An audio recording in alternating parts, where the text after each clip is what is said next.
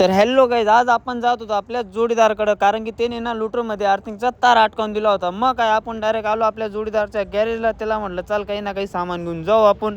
मग काय घेतलं गाईज आपण चेनी हातोडी, मस्त चेनीला पाजून घेतली गाईज. म्हटलं हिच्याने आपलं काम होऊन जाईल.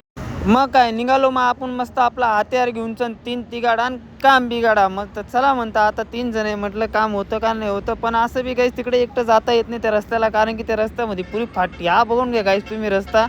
मग काय काय आलो आपण इथं बघतो तो, अरे बापरे म्हणतात तार तर लईच जबर अटकलेला आहे. सेटून बघतो तर पुरं लोटर उचलून जायला होतं गाईस तारानी.